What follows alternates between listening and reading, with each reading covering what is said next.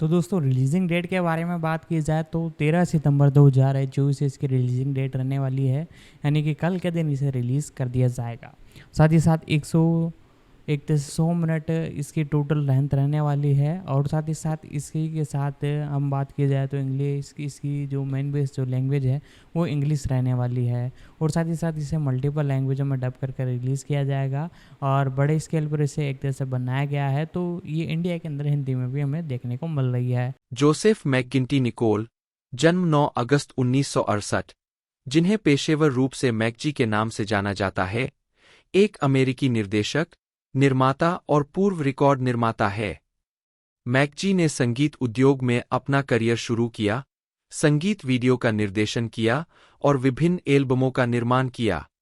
बाद में वे अपनी पहली नाटकीय रूप से रिलीज हुई कथात्मक विशेषता चार्लीज एंजेल से प्रमुखता में आए, जिसने उस समय किसी निर्देशन के लिए सबसे अधिक कमाई करने वाला ओपनिंग वीकेंड बनाया था। तब से उन्होंने कई अन्य फिल्मों का निर्देशन किया है, जिनमें terminator salvation, this means war और द बेबीसिटर शामिल है।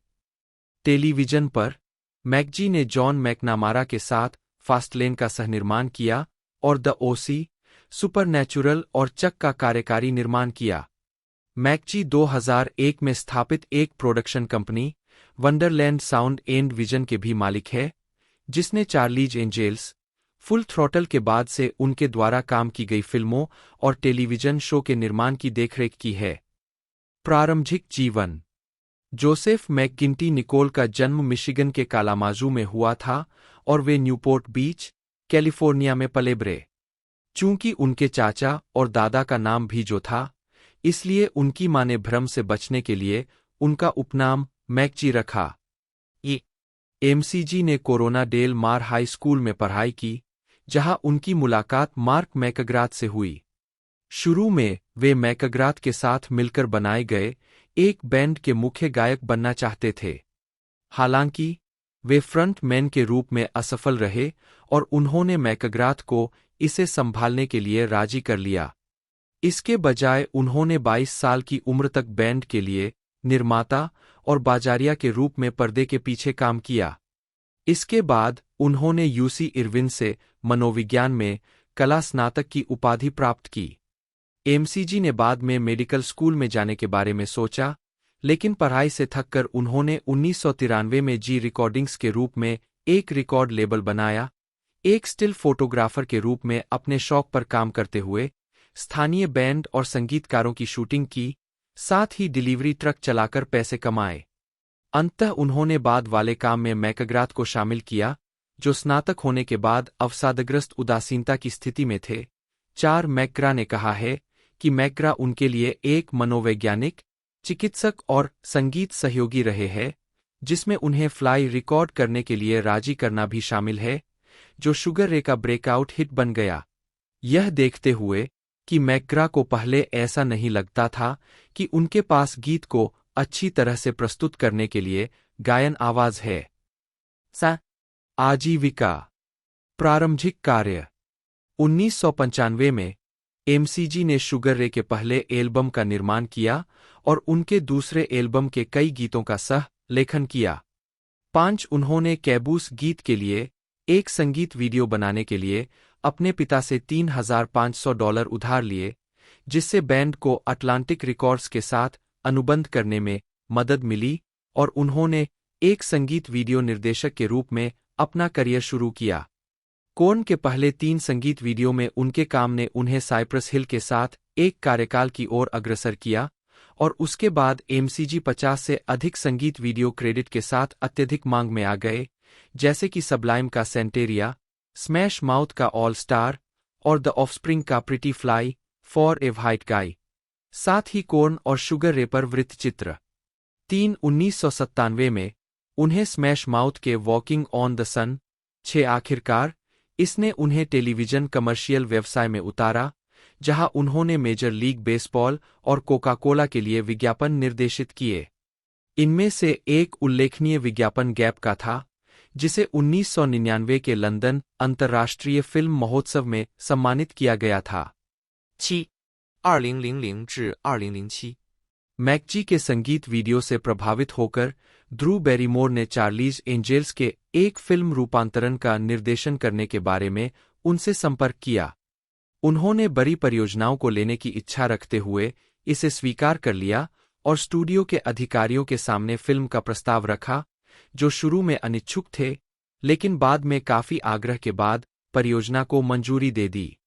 फिल्म, जिसके लिए उन्हें $3,50,000 का भुगतान किया गया था, 2000 में रिलीज हुई और आलोचकों और प्रशंसकों दोनों से मिलीजुली प्रतिक्रिया के साथ दुनिया भर में $250 मिलियन से अधिक की कमाई की। हालांकि, उन्होंने 2002 में आयोजित 6वें वार्षिक हॉलीवुड फिल्म महोत्सव में हॉलीवुड ब्रेकथ्रू पुरस्कार जीता। 6. सोनी ने उन्हें रेड वैगन एंटरटेनमेंट के लिए सैन्य एक्शन ड्रामा ड्रेडनॉट का निर्देशन करने के लिए $2.5 मिलियन का भुगतान किया। 8. वह चार्लीज एंजेल्स। फरवरी 2002 में जॉन पीटर्स और लोरेंजो डी बोनावेंतुरा ने उन्हें सुपरमैन फिल्म श्रृंखला की 5वीं किस्त से जोड़ा, जो विकास के नरक में थी। इस प्रकार उनकी पिछली परियोजनाएं रुकी हुई थीं। एमसीजी और पीटर्स ने सुपरमैन फ्लाईबाय नामक फिल्म के लिए एक नई पटकथा लिखने के लिए जे अब्राम्स को काम पर रखा, जिसे जुलाई 2002 में प्रस्तुत किया गया था। 10 सितंबर 2002 में चार्लीज एंजल्स फुल थ्रॉटल के पक्ष में परियोजना से बाहर निकलने पर एमसीजी की जगह ब्रेट रैटनर को लिया गया। 11 इस बीच उन्होंने जॉन मैकनामारा के साथ फास्टलेन 2002 नामक एक टेलीविजन श्रृंखला विकसित और सह-निर्मित की, जिसे अंततः प्रत्येक एपिसोड की उच्च लागतों के कारण एक सीजन के बाद रद्द कर दिया गया।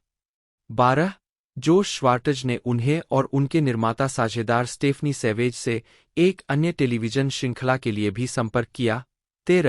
14 मैकजी को पायलट का निर्देशन करने के लिए तैयार किया गया था, लेकिन चार्लीज एंजल्स फुल थ्रॉटल के साथ शेड्यूलिंग संघर्ष के कारण उन्हें डग लिमन द्वारा प्रतिस्थापित किया गया। 15 शो 2007 में 4 सीजन के बाद समाप्त हो गया।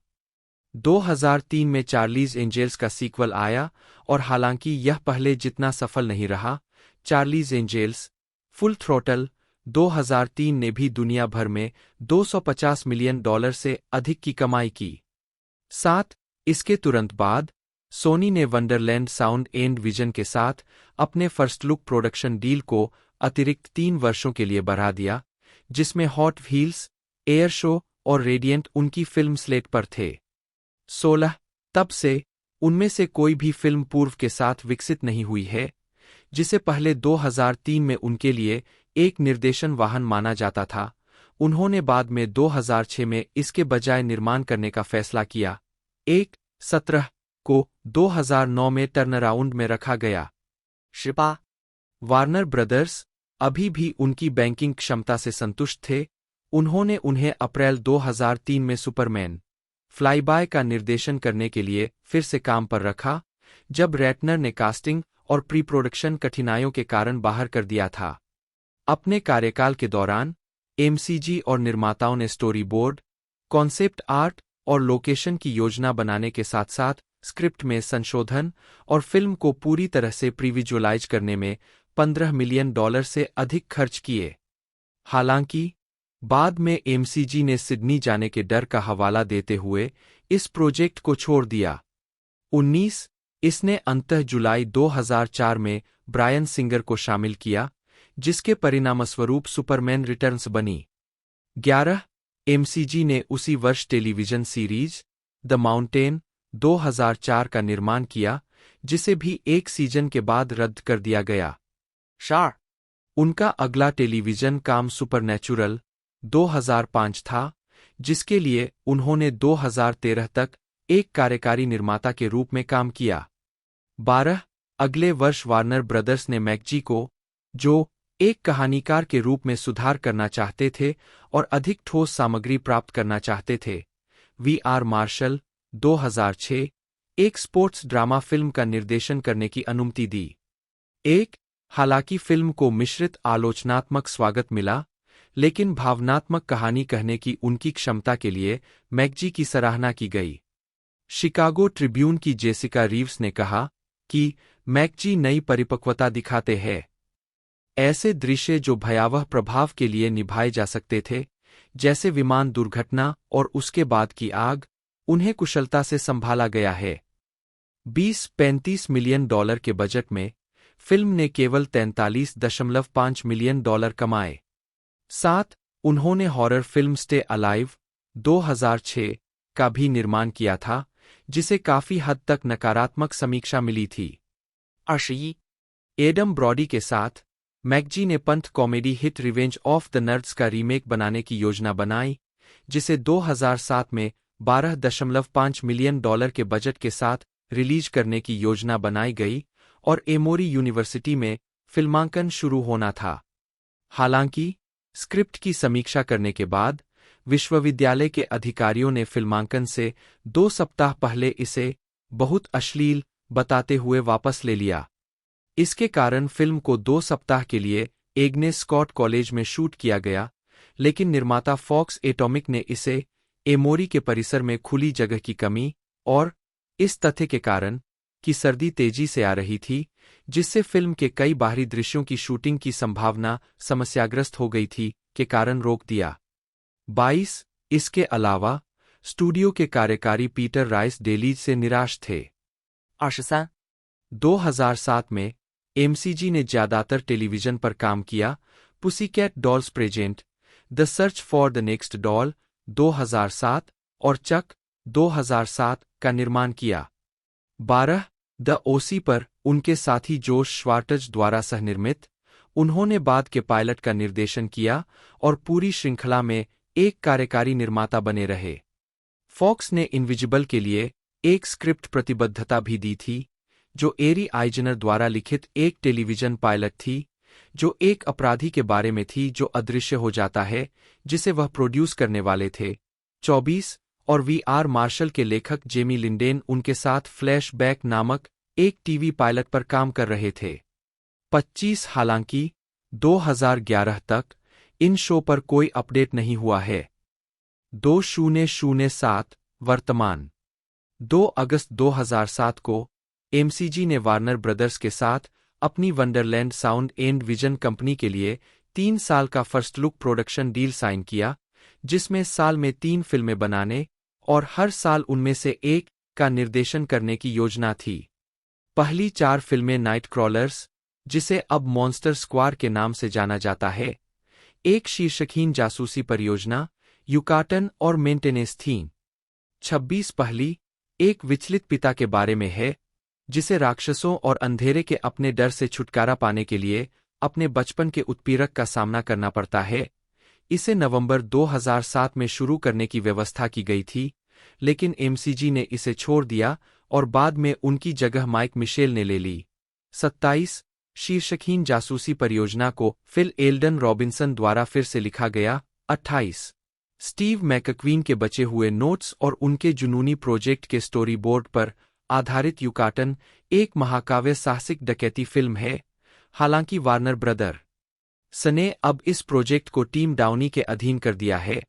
29 और मेंटेनेंस जिम मैसी की इसी नाम की कॉमिक बुक सीरीज का एक फिल्म रूपांतरण था, जो 2 चौकीदारों के बारे में है जो एक हथियार निर्माता के लिए काम करते हैं, जो दुनिया के सबसे बुरे सुपर खलनायकों को आपूर्ति करता है, लेकिन फिल्म के अधिकार ड्रीमवर्क्स एनिमेशन में चले गए हैं। 30 नतीजतन उनमें से कोई भी मैकजी की भागीदारी को प्रदर्शित नहीं करेगा। 30 अक्टूबर 2007 को फॉक्स ने ब्रिटिश कल्ट शो स्पेस्ड के अमेरिकी रीमेक के लिए एक पायलट को मंजूरी दी, जिसमें एमसीजी ने एक कार्यकारी निर्माता के रूप में काम किया, भले ही साइमन पेग और प्रशंसक मूल रचनाकारों की भागीदारी के बिना रीमेक होने की संभावना से नाराज थे। बहरहाल एडम बर द्वारा लिखित पायलट 32 को इसके प्रसारण से पहले ही खराब कर दिया गया, जिसके परिणामस्वरूप फॉक्स ने श्रृंखला को खत्म कर दिया। 33 एमसीजी ने तब पुसीकैट डॉल्स प्रेजेंट, गर्लिशियस 2008 का कार्यकारी निर्माण किया। पुसीकैट डॉल्स प्रेजेंट श्रृंखला को बाद में रद्द कर दिया गया था। वे WB टेलीविजन नेटवर्क की ऑनलाइन श्रृंखला सोरोरिटी फॉरएवर 2008 और एक्सपोज्ड 2010 के कार्यकारी निर्माता भी थे। 34. एमसीजी की अगली फिल्म परियोजना टर्मिनेटर साल्वेशन 2009 थी, जो टर्मिनेटर फिल्म श्रृंखला की चौथी किस्त थी जो मानवता और स्काईनेट के बीच लड़े जाने वाले भविष्य के युद्ध का परिचय देती है। हेल्सियन कंपनी द्वारा अधिकार खरीदने के बाद उन्होंने इस परियोजना पर एमसीजी को साइन किया, जिसके लिए उन्हें $6 मिलियन का भुगतान किया गया। 35. हालांकि उन्होंने प्रशंसकों से वादा किया था कि वह क्रिश्चियन बेल की कास्टिंग और जेम्स कैमरून के साथ व्यक्तिगत बातचीत के साथ गाथा में विश्वसनीयता वापस लाएंगे।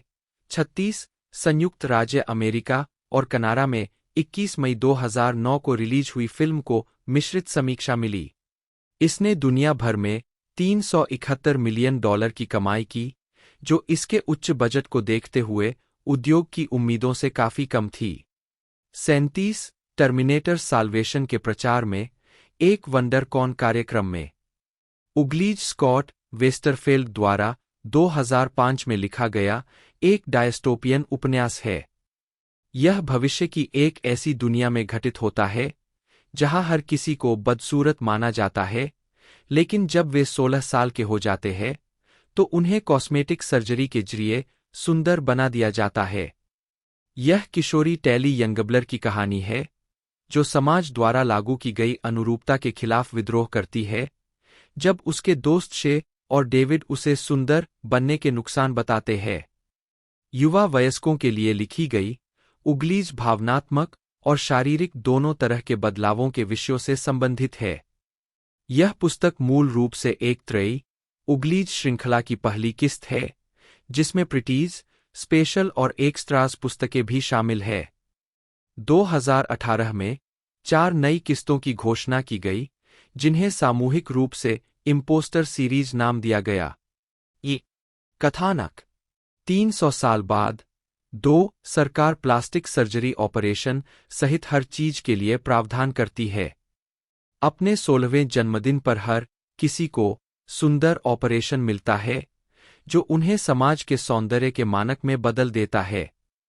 3 ऑपरेशन के बाद नई सुंदरिया शहर को विभाजित करने वाली नदी को पार करती है और बिना किसी जिम्मेदारी या दायित्व के एक नया जीवन जीती है। 2 अन्य ऑपरेशन उपलब्ध है, एक प्रीटीज को मिडिल प्रीटीज नौकरी वाले वयस्क में बदलने के लिए और दूसरा मिडिल प्रीटीज को क्रम्बलीज उपनगरों में रहने वाले दिवंगत सुंदरिया में बदलने के लिए। बैक्टीरिया द्वारा दुनिया के पेट्रोलियम को संक्रमित करने के बाद भूतपूर्व शहर नष्ट हो गए, जिससे यह अस्थिर हो गया। तेल पर इतना निर्भर पुराना समाज तब बिखर गया जब कारों और तेल क्षेत्रों में विस्फोट हो गया और भोजन का परिवहन नहीं हो सका। इस तबाही से पहले रहने वाले लोगों को रस्टीज कहा जाता है। टेली यंगब्लड लगभग 16 साल की है। हर दूसरी बदसूरती की तरह वह भी बड़ी उत्सुकता के साथ ऑपरेशन का इंतजार कर रही है। उसके सबसे अच्छे दोस्त पेरिस का पहले ही ऑपरेशन हो चुका है और उसे देखने की इच्छा से प्रेरित होकर टेली नदी पार करके न्यू प्रिटी टाउन पहुंच जाती है। 5 वहां उसकी मुलाकात शे से होती है, जो एक और बदसूरती है। वे दोस्त बन जाते हैं और शे टेली को होवरबोर्ड चलाना सिखाता है।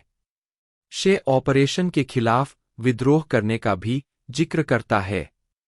पहले तो टेली इस विचार को नजरअंदाज करती है, लेकिन जब शे अपने साझा 16वें जन्मदिन से कुछ दिन पहले भाग जाती है, तो उसे इससे निपटने के लिए मजबूर होना पड़ता है।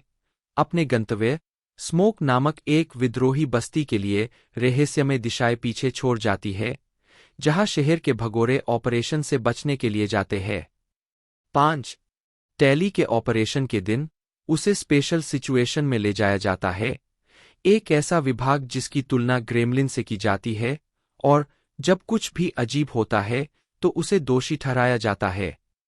6 रॉ केबल, एक महिला जिसे क्रूर सुंदर के रूप में वर्णित किया गया है, 7 स्पेशल सिचुएशन की प्रमुख है। वह टेली को या तो शे और स्मोक को खोजने में मदद करने या कभी भी सुंदर न बनने की चेतावनी देती है। टेली सहयोग करती है और डॉ केबल उसे एक होवरबोर्ड और जंगल में जीवित रहने के लिए सभी आवश्यक आपूर्ति देता है। साथ ही एक हार्ट लॉकेट भी देता है जिसमें एक ट्रैकिंग डिवाइस होती है। टैली की आंख से सक्रिय होने के बाद यह विशेष परिस्थितियों को स्मोक का स्थान दिखाएगा। शे के सुरागों का पालन करते हुए टैली अपने दोस्त को खोजने के लिए निकल पड़ती है। जब टैली स्मोक में पहुंचती है तो उसे शे, उसका दोस्त डेविड और भगोरे उगली लोगों का पूरा समुदाय मिलता है। वह पेंडेंट को सक्रिय करने में अनिच्छुक है और अंततः यह स्पष्ट हो जाता है कि डेविड उससे प्यार करता है। डेविड उसे अपने माता-पिता, मैडी और एज से मिलवाने ले जाता है, जो शहर से भागे हुए मूल लोग हैं। वे बताते हैं कि ऑपरेशन कॉस्मेटिक निपिंग और टकिंग से कहीं ज्यादा है। 8. यह लोगों को शांत या सुंदर दिमाग बनाने के लिए मस्तिष्क में घाव भी पैदा करता है। भयभीत, टैली स्मोक को गुप्त रखने का फैसला करती है और इसे नष्ट करने के लिए लॉकेट को आग में फेंक देती है। हालांकि लपटों की गर्मी से ट्रैकर सक्रिय हो जाता है, जिससे स्मोक का स्थान पता चल जाता है। अगली सुबह स्पेशल सिचुएशन कैंप में पहुंचती है और टैली भागने की कोशिश करती है। वह असफल हो जाती है और उसे पकड़ लिया जाता है और एक खरगोश बारे में ले जाया जाता है, जहां अन्य पकड़े गए स्मोकीज को बांधकर रखा जाता है। सभी पकड़े गए स्मोकीज की आंखों का स्कैन किया जाता है, जिससे पता चलता है कि वे किस शहर से भागे थे। फिर टैली को डॉ. केबल के पास ले जाया जाता है, जो बताते हैं कि उन्होंने स्मोक को कैसे पाया। पेंडेंट को सक्रिय करने में कितना समय लगा, इस कारण डॉ. केबल को संदेह होता है कि टैली ने उसे धोखा दिया, लेकिन यह गलती से सक्रिय हो गया। रॉ. केबल टैली को लॉकेट वापस लाने का आदेश देकर उसका परीक्षण करते हैं, जो बरकरार होना चाहिए। टैली एक होवरबोर्ड पर भाग जाती है। एक लंबी और तनावपूर्ण खोज के बाद वह एक गुफा में छिप जाती है। टैली और डेविड उसके घर लौटते हैं, जहां उन्हें इस बात के सबूत मिलते हैं कि स्पेशल सिचुएशन ने मैडी और एज को ले लिया था। डेविड टैली को उत्तरजीविता उपकरणों के एक गुप्त भंडार में ले जाता है। 9. जहां उन्हें अपनी जरूरत की हर चीज मिल जाती है और वे उन्हें वहां छिपे 4 होवरबोर्ड पर लोड कर देते हैं। जैसे ही टैली और डेविड अपने दोस्तों को आजाद कराने के लिए शहर वापस जाते हैं, वे प्यार में पड़ जाते हैं। स्पेशल सिचुएशन कॉम्प्लेक्स में पहुंचकर उन्हें पता चलता है कि शे को पहले ही बदल दिया गया है और वह अब एक प्रिटी है। 10. डॉ. केबल से मिलने के बाद डेविड उसे बेहोश कर देता है और उसका काम का टैबलेट ले लेता है, जिसमें प्रिटी ऑपरेशन द्वारा बनाए गए मस्तिष्क के घावों को ठीक करने के लिए सभी आवश्यक जानकारी होती है। एक बार जब सभी सुरक्षित हो जाते हैं, तो मैडी डॉ.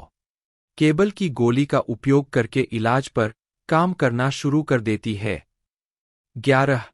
फिर वह इसे शे को देती है, जो मना कर देता है क्योंकि वह सब्जी नहीं बनना चाहता। 12. चूंकि टैली अपने विश्वासघात के लिए जिम्मेदार महसूस करती है, इसलिए वह एक सुंदर बनने और इलाज को स्वेच्छा से विषय के रूप में लेने का फैसला करती है। 13. डेविड को उसे शहर वापस जाने देने के लिए मनाने के लिए वह उसे विशेष परिस्थितियों के साथ अपनी भागीदारी और उन्हें धोखा देने के लिए स्मोक की खोज के बारे में बताती है। जबकि डेविड टैली द्वारा स्वीकार की गई बातों को आत्मसात कर रहा है, मैडी टैली को सलाह देती है कि वह अपना मन बदलने से पहले शे के साथ वापस चली जाए। एक बार वहां टैली एक मध्यम सुंदरी से घोषणा करती है, मैं टैली यंगब्लर हूं, मुझे सुंदर बनाओ। उपन्यास का अंतिम वाक्यांश। स्वागत। उपन्यास को ज्यादातर सकारात्मक समीक्षाएं मिली है। बैरोक बॉडी ने उपन्यास की प्रशंसा करते हुए कहा कि इसमें रचनात्मक स्लैंग, अद्वितीय तकनीकी गैजेट और व्यक्तित्व की परिभाषित विशेषताएं हैं। 16.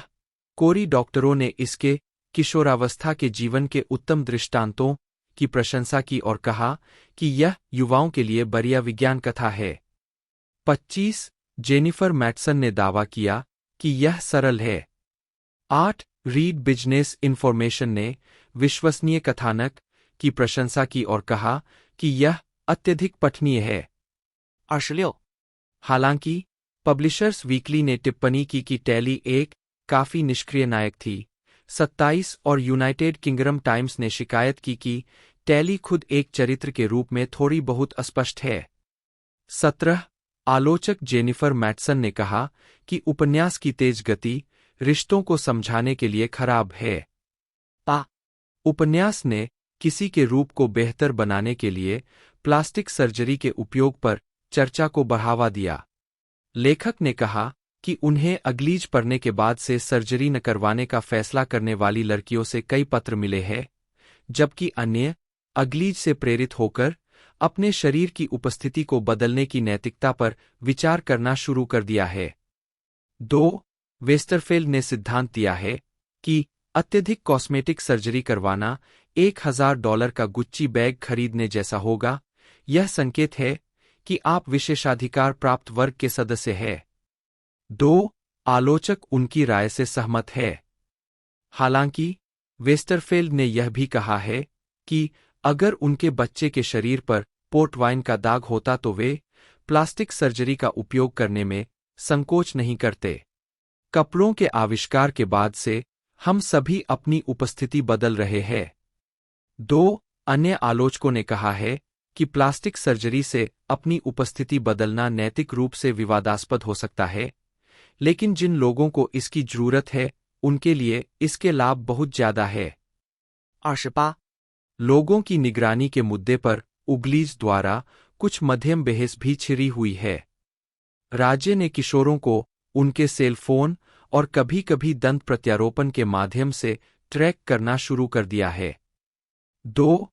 वेस्टरफेल्ड को लगता है कि इससे गोपनीयता का पूर्ण नुकसान होगा, हालांकि दूसरों को लगता है कि लोगों की उचित निगरानी के लिए यह तकनीक आवश्यक है। 2. रूपांतरों। पतली परत।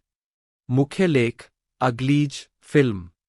20वीं सेंचुरी फॉक्स और निर्माता जॉन डेविस एरागॉन ने 2006 में उपन्यास के फिल्म अधिकार खरीदे। 29. इंटरनेट मूवी डेटाबेस के अनुसार कथित तौर पर फिल्म को 2011 में रिलीज किया जाना था, लेकिन फिल्म में देरी हो गई। सितंबर 2020 में यह घोषणा की गई कि नेटफ्लिक्स ने उपन्यास पर आधारित एक फिल्म के अधिकार हासिल कर लिए हैं। 30. जॉय किंग, जिन्होंने पहले नेटफ्लिक्स के साथ द किसिंग बूथ पर काम किया था, को फिल्म के कार्यकारी निर्माता के रूप में चुना गया था। वह नायक टैली यंगबलर की भूमिका भी निभाएंगी। मैकजी को निर्देशक बनाया जाना तय है। 31. ग्राफिक उपन्यास।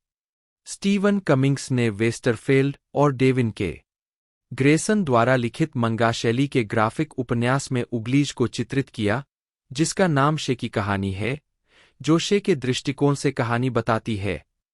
इसे 2012 में डेल रे मंगा द्वारा काले और सफेद 5x8 इंच प्रारूप में प्रकाशित किया गया था। 27. प्रकाशन इतिहास। उपन्यास उग्लीज पहली बार 2006 में प्रकाशित हुआ था और 2011 में एक नए कवर के साथ फिर से रिलीज किया गया। 32. यह एक त्रयी का पहला भाग है, जिसमें सीक्वेल प्रिटीज और स्पेशल्स और एक अन्य पुस्तक एक्स्ट्राज शामिल है। 32.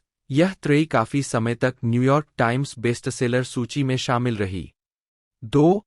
पुस्तक की एक ऑडियो रिकॉर्डिंग भी बनाई गई है, 2006 में प्रकाशित, जो सीडी और कैसेट दोनों पर उपलब्ध है।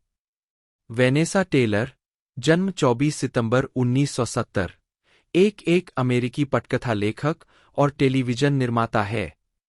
उन्हें होप स्प्रिंग्स, डाइवर्जेंट और द शेप ऑफ वाटर फिल्मों की पटकथा लिखने के लिए जाना जाता है। द शेप ऑफ वाटर में उनके काम के लिए टेलर को सर्वश्रेष्ठ मूल पटकथा के लिए अकादमी पुरस्कार के लिए नामांकित किया गया था।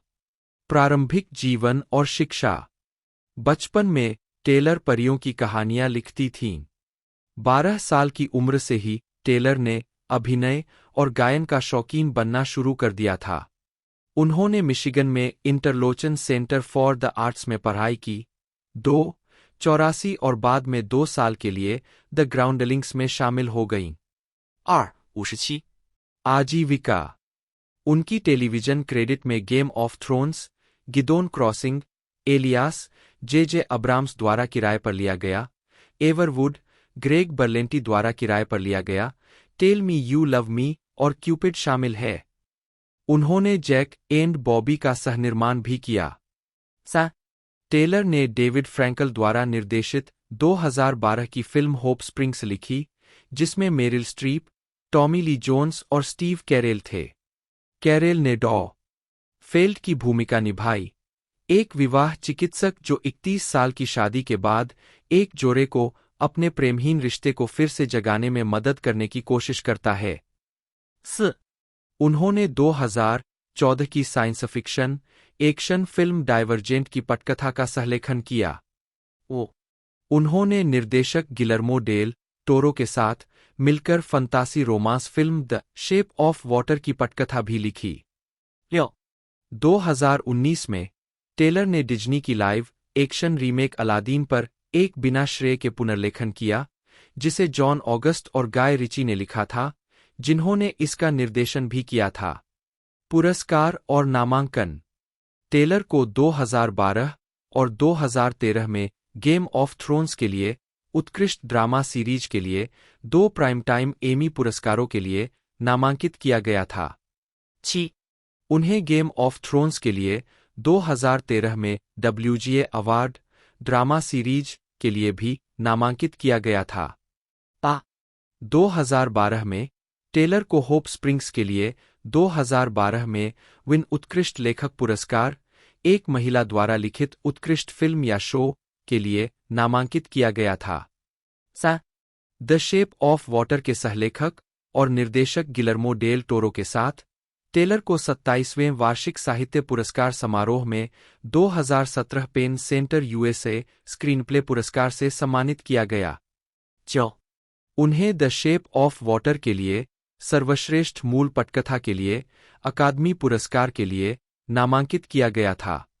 उन्हें सर्वश्रेष्ठ लेखन के लिए सैटर्न पुरस्कार के लिए भी नामांकित किया गया था। फिल्मोग्राफी। पतली परत।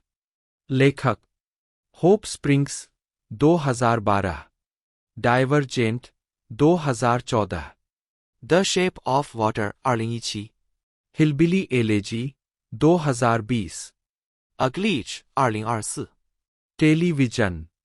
निर्माता। वर्ष शीर्षक नोट्स। 2012 से 2013 गेम ऑफ थ्रोन्स सहकार्यकारी निर्माता, सीजन 3 और सीजन 2। 2007 मुझे बताओ तुम मुझे प्यार करते हो परामर्श निर्माता, सीजन 1। 2004 से 2005 जैक और बॉबी सहनिर्माता और सहकार्यकारी निर्माता, सीजन 1। 2002 से 2004 एवरवुड पर्यवेक्षक निर्माता, सीजन 2। 2001 से 2002 उपनाम सहनिर्माता, सीजन 1। लेखक। वर्ष दिखाओ मौसम एपिसोड का शीर्षक episode notes. 2013 game of thrones 3 काले पंख, काले शब्द 2। 2012 2 पुराने देवता और नए 6। हड्डियों का बगीचा 4। 2007 मुझे बताओ तुम मुझे प्यार करते हो 1 एपिसोड 1.99। Episode 1.55, 2005 जैक और बॉबी एक पायलट, एक सहनिर्माता। 2004 एवरवुड 2 करो या मरो 20। 2003 2 सत्य का बोझ 8। मेरे भाई की रखवाला 3। एक घर 23।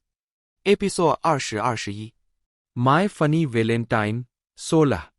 2002 एक धन्यवाद कथा 11। डॉक्टर आ गया है 6। 2001 नाम ई आत्मा史 टूटा हुआ दिल 4। 2000 गिदोन का क्रॉसिंग। 1998-1 Asafel Badlav 15, व्यक्तिगत जीवन। मैकजी को एगोराफोबिया की समस्या है।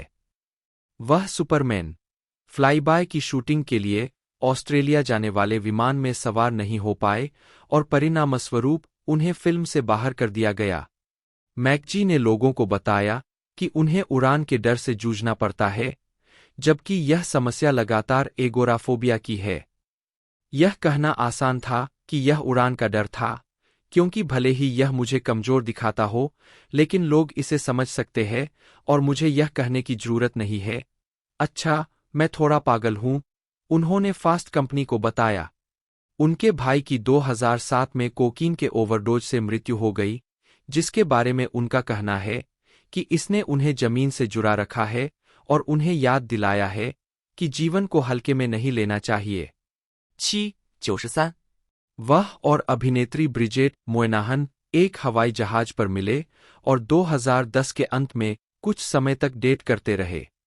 94 95 96 मैकजी को 14 मई 2022 को पेंसिल्वेनिया के यॉर्क कॉलेज से ललित कला में डॉक्टरेट की मानद उपाधि मिली।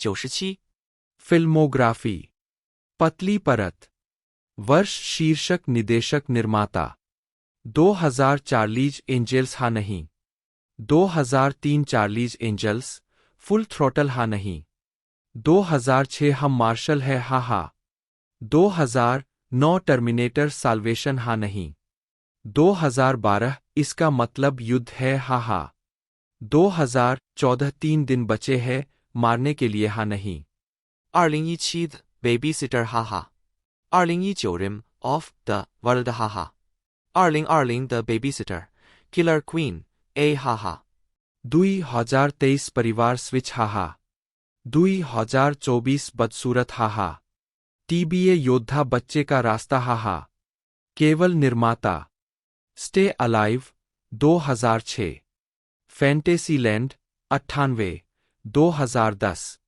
स्टोलन 2012 कार्यकारी निर्माता before we go 2014 playing it cool 2014 mercy 2014 the duff 2015 जब हम पहली बार मिले 2018 I Feel Pretty 2018 लंबी लड़की 2019 holidate 2020 love hard 2021 tall girl 2022 संगीत 2024 टेलीविजन वर्ष शीर्षक निदेशक कार्यकारी निर्माता नोट्स 2002 तेज गति की लेन हाहा एपिसोड पायलट 2007至2012的哈哈 Episode Pilot 2013 अपराधी हाँ नहीं टीवी फिल्म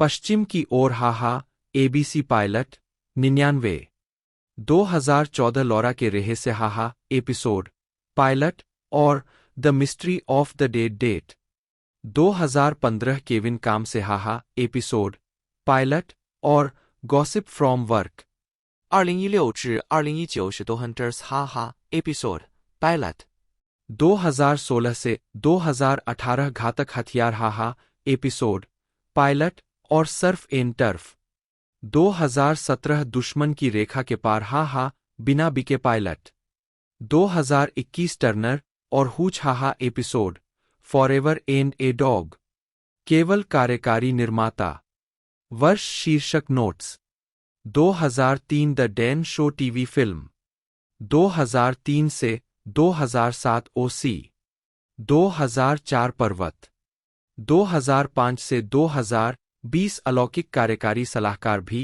सीजन 9 से 15 2006 डैनी कॉमडेन परियोजना टीवी फिल्म कूदना 2007 पुसीकैट डॉल्स प्रस्तुत करते हैं अगली डॉल की खोज स्काइलर की क्रांति टीवी फिल्म 2008 पुसीकैट डॉल्स प्रस्तुत करते हैं Girlicious Sorority Forever web series 2009 Terminator Salvation The Machinima Series gas का तीव्र प्रकाश टीवी फिल्म 2010 अनावृत web series Thunder Roar TV film हमारा शो 2010 से 2011 मानव लक्ष्य 2010 घोस्टफेसर्स वेब सीरीज 2000 10 से 2013 निकिता 2011 से 2013 उच्च उद्देश्य web series 100 2020 Kirby Jenner 2021 Winchesters 2023 Cha Shoot वर्ण बदसूरत टेली यंगबलर कहानी की मुख्य पात्र है। वह चतुर है और उसे चालें पसंद है। उसका बदसूरत उपनाम स्क्विंट है। जैसे जैसे कहानी आगे बढ़ती है वह अपने शहर के नियमों और अपने काम से भटकने लगती है। वह स्मोक में डेविड से प्यार करने लगती है। साथ में टेली और डेविड स्मोकीज को बचाते हैं जब स्मोक को स्पेशल सिचुएशन द्वारा पकड़ लिया जाता है। अंत में वह खुद को सुंदर बनने और शे की मदद करने के लिए समर्पित कर देती है। शे टेली की अगली विले में नई दोस्त है। वह एक बदसूरत है जिसका उपनाम स्किनी है। वे तब मिलते हैं जब टेली न्यू प्रिटी सिटी से भाग रही होती है। शे टेली को होवरबोर्ड चलाना सिखाती है और बाहरी दुनिया और रस्टीज के बारे में और भी बहुत कुछ बताती है। शे टेली को उसके नाम से पुकारना पसंद करती है, हालांकि वे कभी कभी एक दूसरे को भड़काने के लिए एक दूसरे को उनके बदसूरत उपनामों से बुलाते हैं। एक लड़ाई के बाद शे बड़ा होने और स्मोक में जाने का फैसला करता है। स्मोक में टेली की मौजूदगी से शे ईर्ष्या करने लगता है, खासकर डेविड के साथ उसके रिश्ते से। शे को टेली के अंतिम विश्वासघात का एहसास होता है, लेकिन उसके सुंदर बन जाने के बाद उसे कोई परवाह नहीं रहती। स्मोकीज स्मोक के संस्थापकों के बेटे डेविड का जन्म किसी शहर में नहीं हुआ था। शे को डेविड में दिलचस्पी है, लेकिन वह उसकी भावनाओं का जवाब नहीं देता। टेली के स्मोक में आने के बाद उसके प्रति उसकी दिलचस्पी शे को ईर्ष्यालु बना देती है। डेविड शहरों के प्रति टेली की भावना को बदलने में मदद करता है। वह जानवरों की खाल से बने हाथ से सिले हुए कपड़े पहनता है और उसके पास जीवित रहने के कौशल है जो वह टेली को देता है। मैडी डेविड की माँ है। वह टेली को प्रिटी सर्जरी के कारण हुए मस्तिष्क के घावों के बारे में बताती है और बाद में घावों के लिए एक इलाज विकसित करती है। वह स्मोक की संस्थापक है। एज डेविड के पिता है और एक ऑपरेशन में उनकी मृत्यु हो जाती है। प्रिटी स्पेशल कमेटी के हिस्से के रूप में उन्होंने प्रिटी सर्जरी के कारण होने वाले मस्तिष्क के घावों की खोज की और संदेह किया कि ये घाव जानबूझकर किए गए हैं। वह स्मोक के संस्थापक है। क्रोए एक और स्मोकी है। वह मूल रूप से अगली विले से है और शे को जानता है। वह शुरू में टेली पर शक करता है, लेकिन धीरे धीरे उस पर भरोसा करने लगता है। बॉस हालांकि उसे बॉस कहा जाता है, लेकिन वह नेताविहीन स्मोक का प्रभारी नहीं है, हालांकि वह लाइब्रेरी का प्रभारी है। स्पेशल के आने पर उसकी मृत्यु हो गई।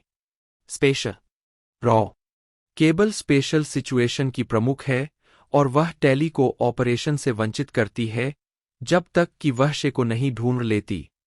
वह स्मोक को नष्ट करने के लिए स्पेशल भेजती है। उसे एक तीखी नाक, गैर प्रतिबिंबित ग्रे आंखें, एक रेजर जैसी आवाज और तीखे दांतों वाला बताया गया है। अलंकार टेली का सबसे अच्छा दोस्त पेरिस टेली से 3 महीने बड़ा है और इस तरह वह एक सुंदर बन गया है। वह टेली को शे को धोखा देने का फैसला करने में मदद करता है। उसका बदसूरत उपनाम नोज था। एली यंगबलर टेली की माँ है जो टेली को शे को सौंपने का फैसला करने में मदद करती है। वह एक मिडिल प्रिटी है।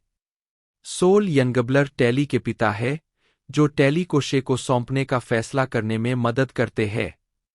वह एक मिडिल प्रिटी है। प्रमुख रूपांकन पहचान आलोचकों के अनुसार उगलीज में पहचान के विषय शामिल है, विशेष रूप से किशोरों के संबंध में। फिलिप गफ ने कहा कि टेली के शहर की सरकार, जो ऑपरेशन के भीतर क्या होता है, उसे नियंत्रित करती है, पहचान की जिम्मेदारी को हटाती है, समानता और एकरूपता पैदा करती है। 15 व्यक्तिवाद की भूमिका पर भारी जोर देकर उपन्यास किशोरों की आत्मावधारणा के महत्व को दर्शाता है।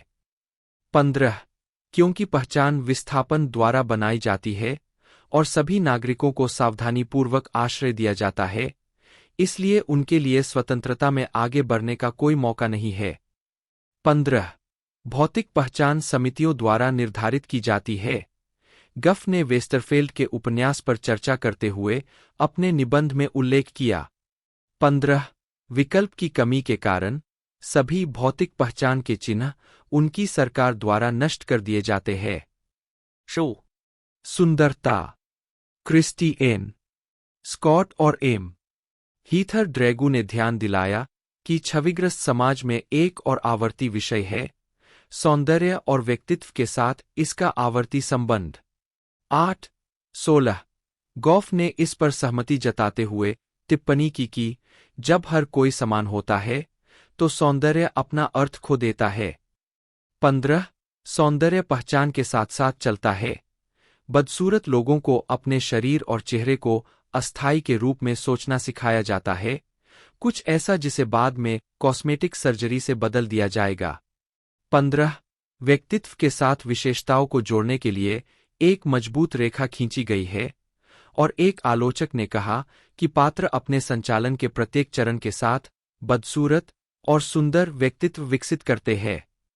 15 डायस्टोपियन समाज। टैली के शहर के बारे में टाइम्स की अमांडा क्रेग ने कहा था कि यह व्यक्तिगत स्वतंत्रता के निर्मम दमन पर टिका हुआ यूटोपिया है। 17 कई आलोचकों ने उपन्यास में एक नियंत्रित सरकार की प्रवृत्ति की पहचान की। 18 नायक की दुनिया में लोग प्रिटी कमेटी द्वारा प्रोग्राम और डिजाइन किए गए हैं, उनके संचालन में कोई भी कहने का अधिकार नहीं है, और पहचान को राज्य के हाथों में मजबूती से रखा गया है। 15 ड्रैगू और स्कॉट बताते हैं कि शहर कितना अलग थलग है, जिसमें प्रिटीज, अगलीज, मिडलीज और क्रम्बलीज बड़े करीने से अलग अलग वर्गों में विभाजित है। 16 कई समीक्षकों ने उस तरीके पर टिप्पणी की है जिसमें शहर अपने निवासियों को हेरफेर करता है, जिसमें कथित विद्रोही बदसूरत लोग भी शामिल है, जो विनम्र निकायों से ज्यादा कुछ नहीं है। 15 बेडीज वेस्टरफेल्ड द्वारा चित्रित डायस्टोपियन समाज में शैली में एक विशेष रूप से सामान्य ट्रॉप शामिल है, रिक्त स्थान की द्वैतता, महानगर अधिनायकवादी सभ्यता और प्रकृति को स्वतंत्रता के क्षेत्र के रूप में दर्शाता है।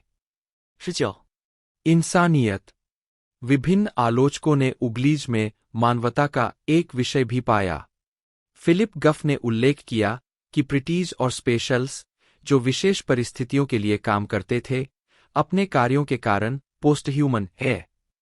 15 स्कॉट और ड्रैगू सहित अन्य लोगों ने इसके खिलाफ तर्क दिया, यह दावा करते हुए कि मानव शरीर जानबूझकर हेरफेर के लिए एक कलात्मक और राजनीतिक कैनवास प्रदान करता है, और यह शारीरिक परिवर्तन मानवता के लिए एक आउटलेट हो सकता है। 16 उपन्यास उगलीज इस पर कोई निश्चित रुख नहीं अपनाता है, हालांकि त्रयी की अगली पुस्तकों प्रिटीज और स्पेशल्स में स्पष्ट बिंदु दिखाए गए हैं। पृष्ठभूमि। जब उनसे पूछा गया कि उन्हें उगलीज का विचार कैसे आया, तो वेस्टरफेल्ड ने कहा, प्रेरणा एक मित्र से मिली, जिसके दंत चिकित्सक ने उन्हें कॉस्मेटिक सर्जरी करवाने पर विचार करने के लिए कहा था। 20 वह यूनिवैक के एक कंप्यूटर प्रोग्रामर के बेटे है, जिसका मतलब है कि वह 1960 के दशक की अत्याधुनिक तकनीक से परिचित थे। अमांडा क्रेग ने कहा कि यह उनकी दूरदर्शी धारणा है कि कैसे इस तरह के आविष्कारों से निजता का पूर्ण नुकसान होगा, जिसने हमारे जीवन पर दिखने के हावी होने के मुद्दे के समान ही प्रशंसक मेल प्राप्त किए हैं। 21 यह पुस्तक 1964 के the Twilight zone episode number 12 looks just like you के साथ कई विषयों को साझा करती है। 22 पुस्तकों के लेखक ने उल्लेख किया कि उन्होंने बचपन में यह एपिसोड देखा था, लेकिन विवरण भूल गए थे। 23 स्कॉट डेविड वेस्टरफेल्ड, जन्म 5 मई 1963, एक युवा वयस्क कथा साहित्य के एक अमेरिकी लेखक है, जिन्हें उगलीज और लेविथान श्रृंखला के लेखक के रूप में जाना जाता है। प्रारंभिक जीवन। वेस्टरफील्ड का जन्म डलास, टेक्सास में हुआ था। 2. बचपन में वे अपने पिता लॉयड के कंप्यूटर प्रोग्रामर की नौकरी के लिए कनेक्टिकट चले गए। उन्होंने अपने पिता को विमानों, पनडुब्बियों और अपोलो मिशनों के साथ काम करते देखा। वेस्टरफील्ड ने 1985 में दर्शनशास्त्र में बीए के साथ वासर कॉलेज से स्नातक किया। 3. उन्होंने किशोरावस्था में ही संगीत रचना शुरू कर दी थी। 4.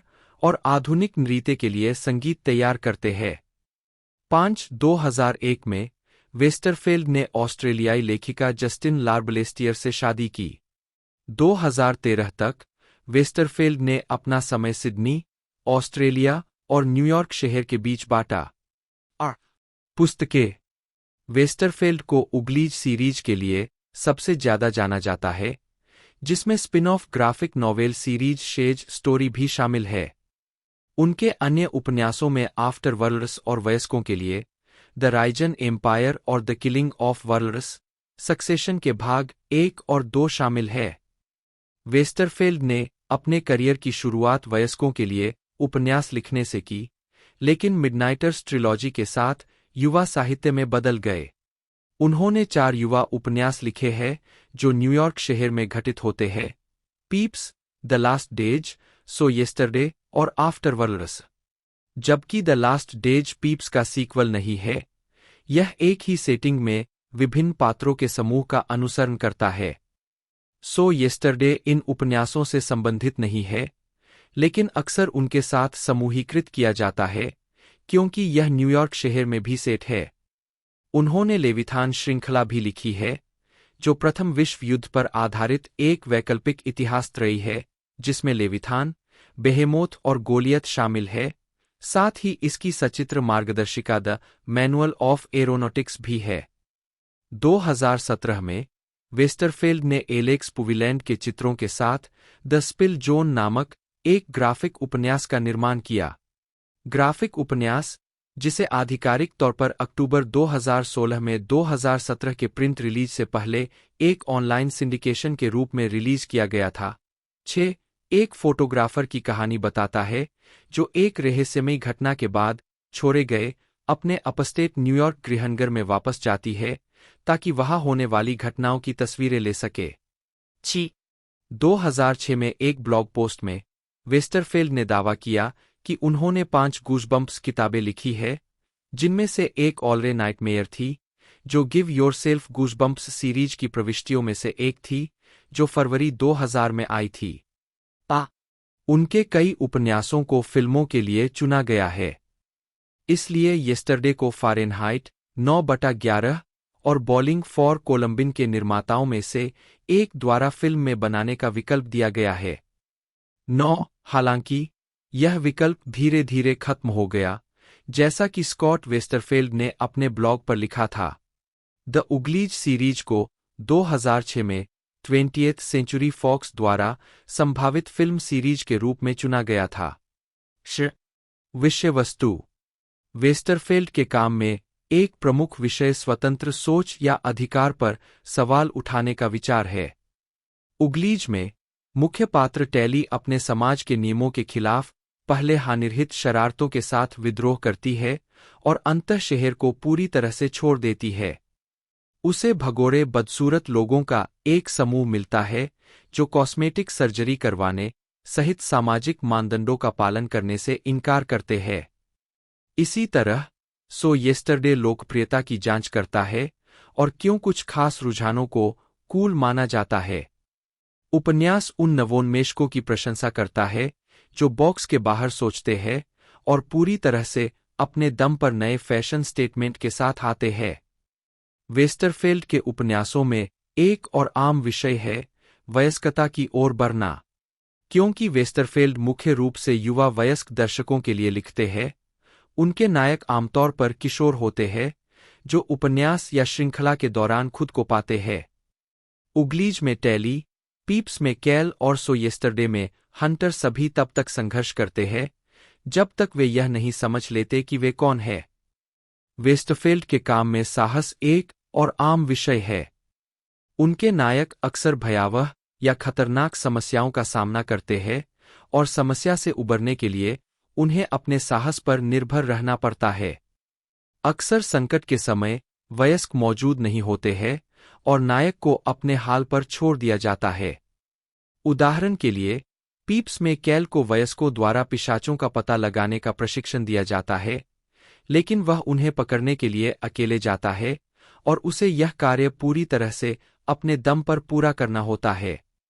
पुरस्कार: इवोल्यूशन डार्लिंग न्यूयॉर्क टाइम्स की उल्लेखनीय पुस्तक 2000 थी और इसे 2000 फिलिप के डिक पुरस्कार के लिए विशेष प्रशस्ति पत्र मिला। सो येस्टरडे ने विक्टोरियन प्रीमियर अवार्ड जीता। द सीक्रेट आवर ने ऑरेलिस पुरस्कार जीता। पीप्स और उग्लीज दोनों को 2006 में अमेरिकन लाइब्रेरी एसोसिएशन आला द्वारा युवा वयस्कों के लिए सर्वश्रेष्ठ पुस्तकें के रूप में नामित किया गया था। 11 और पीप्स शीर्ष 10 में थी। 12 उग्लीज को आला पॉपुलर पेपरबैक्स फॉर यंग एडल्ट्स 2006 सूची के लिए भी चुना गया था। 13. लेविथान ने 2010 में सर्वश्रेष्ठ युवा वयस्क कथा साहित्य के लिए लोकस पुरस्कार जीता और इंटरमीडिएट डिवीजन में ओरका ओरेगन रीडर्स चॉइस अवार्ड के लिए नामांकित हुआ। लेविथान के रूसी अनुवाद को 2011 में मीर फैंटास्टिकी द्वारा सर्वश्रेष्ठ युवा वयस्क कथा साहित्य के रूप में सम्मानित किया गया।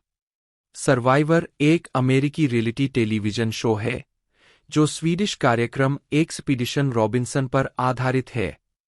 प्रतियोगियों को कास्टअवे कहा जाता है और वे एकमात्र उत्तरजीवी बनने और $1 मिलियन अमेरिकी डॉलर जीतने के लिए एक दूसरे के खिलाफ प्रतिस्पर्धा करते हैं।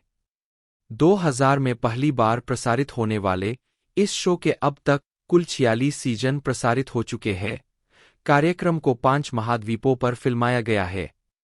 प्रतियोगी आमतौर पर शो में शामिल होने के लिए आवेदन करते हैं, लेकिन यह श्रृंखला विभिन्न सीजन के लिए प्रतियोगियों की भर्ती करने के लिए जानी जाती है। सर्वाइवर फिजी के लिए निर्माताओं को अधिक नस्लीय रूप से विविध कलाकारों की उम्मीद थी और उम्मीद थी कि नस्लीय रूप से अलग सर्वाइवर कुक आइलैंड्स की सफलता के बाद अधिक विविध समूह आवेदन करेंगे। जब ऐसा नहीं हुआ तो निर्माताओं ने भर्ती की ओर रुख किया और अंत में केवल एक प्रतियोगी ने वास्तव में शो में शामिल होने के लिए आवेदन जमा किया था। एक अधिकांश भाग के लिए प्रतियोगी अपने सर्वाइवर की उपस्थिति से पहले लगभग अज्ञात होते हैं, लेकिन कभी-कभी कुछ जाने-माने लोगों को कास्ट किया जाता है। अब तक कुल 697 प्रतिभागियों कास्टअवे ने प्रतिस्पर्धा की है। सर्वाइवर 46 के अनुसार उनमें से 105 प्रतिभागियों ने कई सीजन में प्रतिस्पर्धा की है। उनमें से 75 ने 2 सीजन में प्रतिस्पर्धा की है, 23 ने 3 सीजन में प्रतिस्पर्धा की है, 6 ने 4 सीजन में प्रतिस्पर्धा की है और रॉब मारियानो ने शो के 5 सीजन में प्रतिस्पर्धा की है। 2 प्रतियोगी रसेल हंट्स और सैंड्रा डियाज़ट्विन ने श्रृंखला के अंतर्राष्ट्रीय संस्करणों दोनों मामलों में ऑस्ट्रेलियाई सर्वाइवर में प्रतिस्पर्धा की है।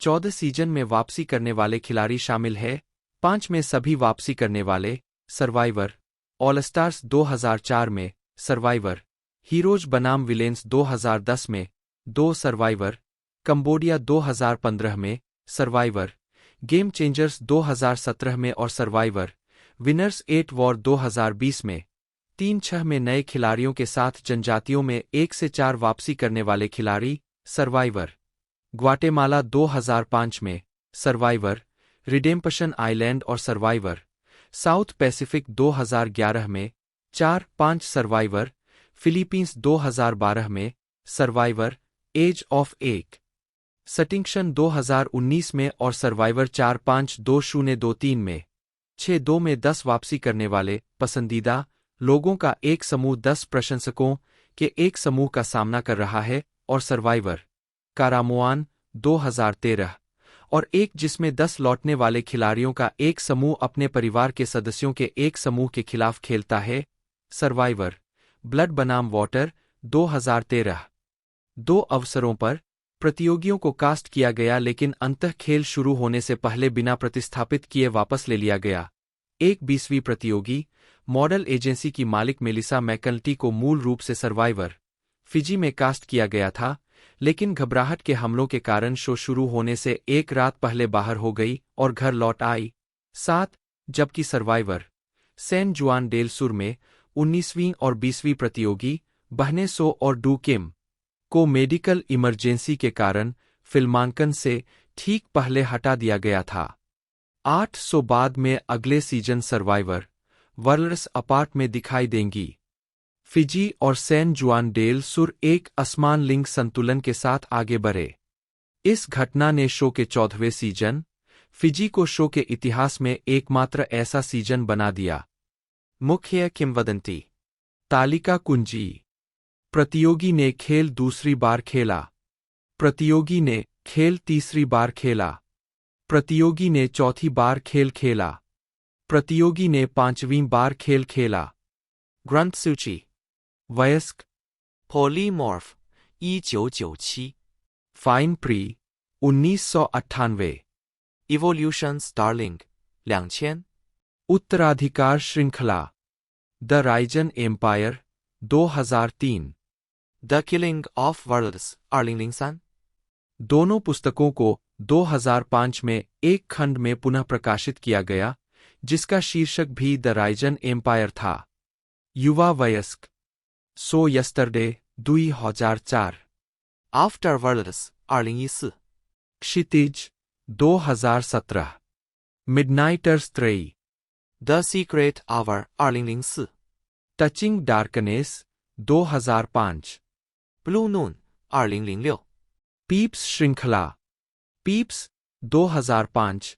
ब्रिटेन में पैरासाइट पॉजिटिव और कनाडा में वी वायरस या पीप्स के नाम से भी जाना जाता है। The last days 2006। बदसूरत ब्रह्मांड अग्लीज श्रृंखला अग्लीज 2005। प्रिटीज 2005। Special 2006। Extras 2007।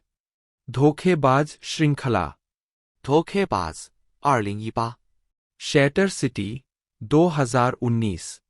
Mirror Edge 2021। Younger Bloods 2008। संबंधित कार्य Bogus to Bubbly an Insider's Guide to the World of Uglies 2008।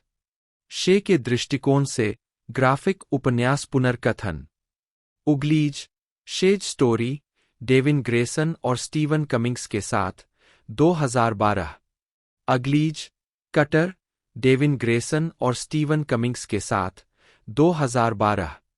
लेविथान श्रृंखला कीथ थॉम्पसन द्वारा चित्रित लेविथान 2009। बेहेमोथ 2010। गोलियत 2011। संबंधित कार्य एरोनॉटिक्स मैनुअल सचित्र मार्गदर्शिका 2012। स्पिल जोन ग्राफिक उपन्यास श्रृंखला एलेक्स पुविलैंड द्वारा सचित्र spill zone 2016। 6। Spill zone the broken Waugh 2019। संबंधित कार्य spill night free comic book day के लिए लघु कहानी 2017। जीरोज त्रयी मार्गो लेनागन और डेबोरा बियांकोटी के साथ जीरोज 2015। झुंड 2016। नेक्सस 2018। जॉय लिन किंग एक जन्म 30 जुलाई 1999 एक अमेरिकी अभिनेत्री है।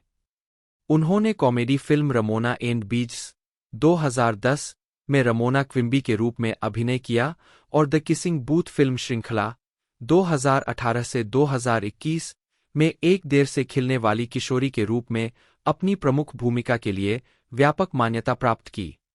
किंग को crime drama series the act 2019 में जिप्सी रोज ब्लैंचर्ड की भूमिका निभाने के लिए आलोचकों की प्रशंसा मिली, जिसके लिए उन्हें प्राइम टाइम एमी अवार्ड और गोल्डन ग्लोब अवार्ड के लिए नामांकित किया गया था। King battle Los Angeles 2011। Crazy stupid love 2011। The dark night rise 2012। The Conjuring 2013। White house down 2013। Independence day resurgence 2016 और गोइंग इन स्टाइल 2017 के साथ साथ FX black comedy series Fargo 2014 से 2015 में भी नजर आ चुकी है। उसके बाद से उन्होंने एक्शन फिल्मों बुलेट ट्रेन 2022 और द प्रिंसेस 2022 और romantic comedy a family affair 2024 में मुख्य भूमिकाएं निभाई है और डेस्पिकेबल मी 4 2024 में एक आवाज की भूमिका निभाई है। प्रारंभिक जीवन और शिक्षा। किंग का जन्म लॉस एंजिल्स में टेरी और जेमी किंग के घर 30 जुलाई 1999 को हुआ था। 3 उनकी 2 बड़ी बहनें हैं, जिनमें से एक अभिनेत्री हंटर किंग है। उनकी मां यहूदी वंश की है। जॉय ने कहा, मैं यहूदी हूं, लेकिन मैं वास्तव में बहुत धार्मिक नहीं हूं। एक बच्चे के रूप में उन्होंने Simi valley cultural arts centre में एक टैलेंट शो के लिए एक कैपेला गाया। 6 और अगोरा में स्टेज डोर चिल्ड्रन थिएटर के साथ प्रदर्शन किया। 6 किंग ने सिमी वैली में फीनिक्स रेंज स्कूल में पढ़ाई की। 7 किंग ने 4 साल की उम्र में लाइफ सीरियल के विज्ञापन में पेशेवर रूप से अभिनय करना शुरू किया। 6 वह AT&T के ज्वेलर्स और एग्गो के विज्ञापनों में भी रही है। आजीविका 2008 से 2016 शुरुआत और बाल अभिनय। किंग ने एनिमेटेड फीचर हॉर्टन हियर्स ए हू 2008 में पीले फर बॉल कैटी की आवाज दी। वह क्वारंटीन 2008 में भी दिखाई दी। 2010 में उन्होंने घोस्ट व्हिस्परर सीरीज में अतिथि भूमिका निभाई। वह 2 एपिसोड में एमिली मेसन के रूप में The Suite Life of Zack and Cody में भी दिखाई दीं। अन्य टेलीविजन प्रस्तुतियों में Jericho, Entourage, CSI, Crime Scene Investigation, Medium और लाइफ इन पीस शामिल है। किंग की पहली मुख्य भूमिका 2010 की फिल्म रमोना एंड बीच में रमोना क्विम्बी की थी, जो बेवर्ली क्लीरी बुक सीरीज का एक रूपांतरण है, जिसमें सेलेना गोमेज बीच के रूप में थीं।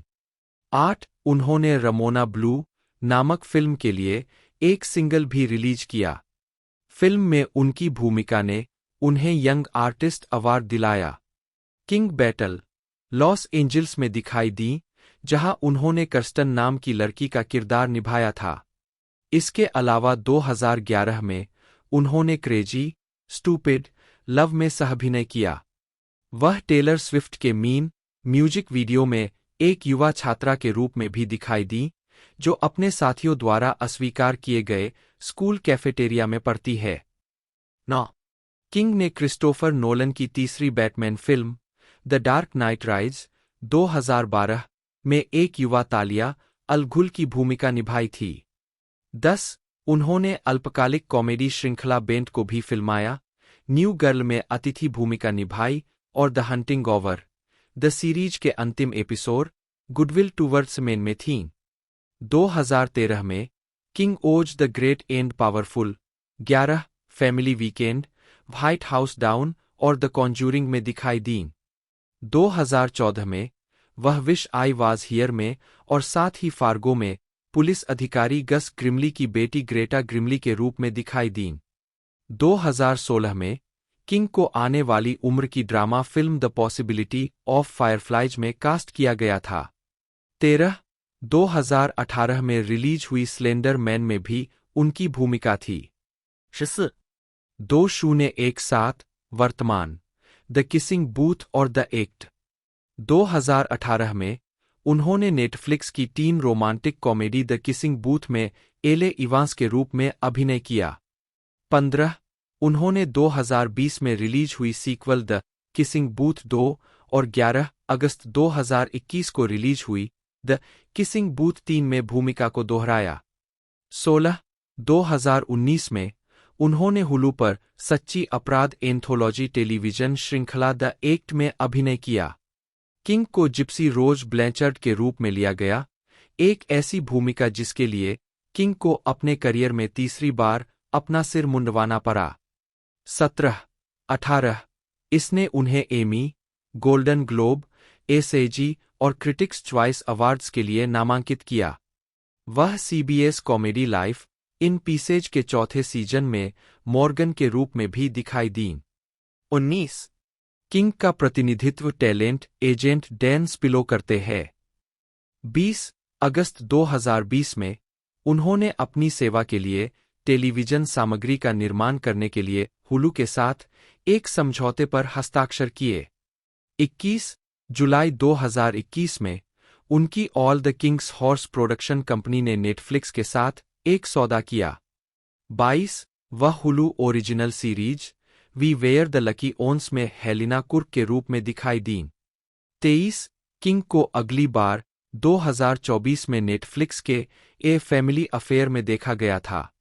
24 व्यक्तिगत जीवन किंग ने 2019 में निर्माता और निर्देशक स्टीवन पीट के साथ रिश्ता शुरू किया जब वे द एक्ट के सेट पर मिले थे।